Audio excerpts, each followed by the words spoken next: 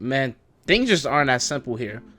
And you know what I mean. Now, you have your classic stuff. You might have your heroes, you might have your villains, you might have good guys, bad guys, anti-heroes, everything that's in between. And then you really have your morally gray people. And that's what I think this show really is. It's just a really big morally gray subject. And realistically, you could probably anti-heroes and morally gray is basically borderline the same thing, with the definition literally being those whose behaviors discourage readers from identifying them as purely evil or purely good, and with anti-hero being a central character in a story, movie, or drama who lacks conventional heroic attributes. But video-wise and manga-wise, I think it's way easier to just say morally gray. And might I add, it's also insanely hard to have something be completely morally gray, in my opinion, and also be good.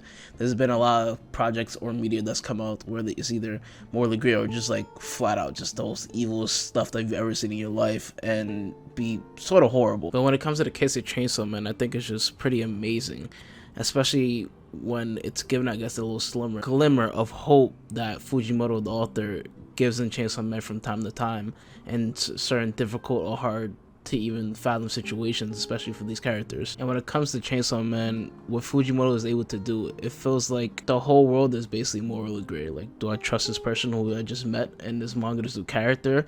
Are they thinking of something else? Are they just a regular person, or whatever the case may be? Almost like a little bit of a more sinister outlook on how things are, but obviously not fully sinister, because again, if it was like that, then everything would be pretty much in hell at that point. When it comes to the characters in Chainsaw Man, it just makes complete sense why majority, if not every single person in here, is like a more morally great person than anyone else.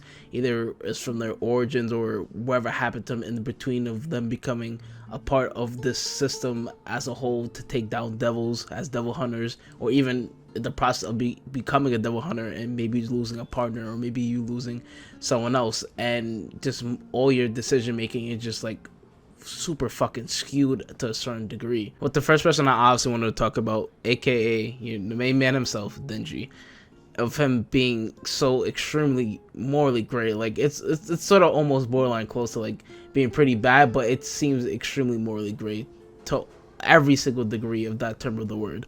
For Denji, honestly, the list goes on, from him not being able to socialize, for him not having a father or a mother, for him not having any friends, for him not having any teachers, any mentors, any schooling, any type of guidance at all to be a man, or to be even to be a little boy. Like, it was all basically stripped away from him, and you see obviously where that could lead you down, or the unimaginable things that could happen, or should I say imaginable things that can happen in the form that is Denji. And honestly, in turn, basically him just trying to figure out and find out what everything that he's basically missed all his life, all the way until he's a teenager, to figure that out, on top of figuring out what he's going to do for the rest of his life, and then figuring out what really is good for him, good for Denji, not what's good for society or what's good for others or what's good for devil hunters or devils, for Denji himself specifically. Making so much sense on why he is what he is and who he is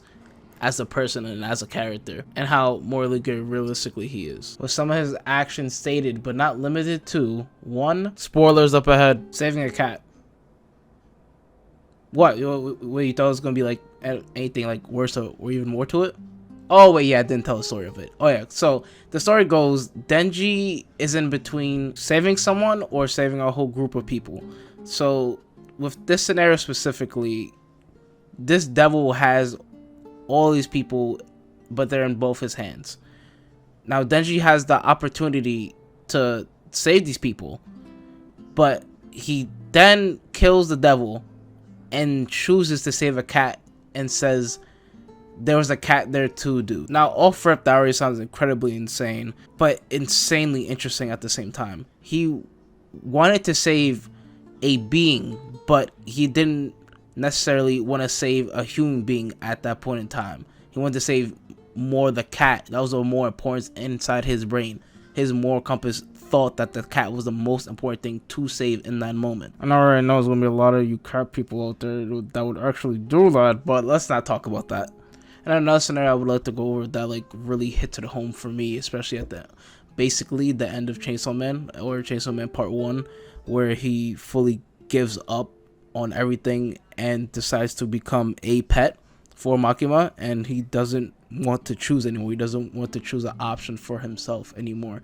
He's fully given up. He's fully exhausted, and he feels like he's fully exhausted all his options, and this is the only option left. With his already screwed way of thinking, as well as all the manipulation that Makima has been doing ever since the jump or the start of Chainsaw Man, and just morally at the time, he thinks that this is the right decision and this is the way to go. Like, this is it right here. But other than that, I just go and hit you guys with a short video and try to work on a few other projects. But I want to say thank you guys for all the support for the last few videos. You guys have been amazing, and I really honestly hope you guys have a good day. Like, comment, subscribe. I'll see you guys in the next one. Peace.